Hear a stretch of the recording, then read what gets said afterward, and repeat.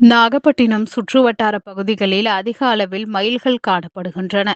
அவ்வப்போது இரை தேடி இப்பகுதியில் வருவது வழக்கம். இந்த நிலையில் பூவை தேடி கிராமத்தில் சாமிநாதன் என்பவரது வீட்டு தோட்டத்தில் வந்த மயில், இரை தேடிக் கொண்டிருந்த மயிலொன்று திடீரென மழை வருவது போல கருமேகங்கள் சூழ்ந்தது. அங்கு இரை தேடி வந்த மயில் ஒன்று திடீரென தோகை விரித்து ஆடத் தொடங்கியது. மழை வருவதற்கான மேகங்கள் சூழ்ந்ததால் ஆனந்தத்தில் தோகை விரித்து மயில் ஆடியது அப்பகுதி மக்களிடையே ஆனந்தத்தை ஏற்படுத்தியது.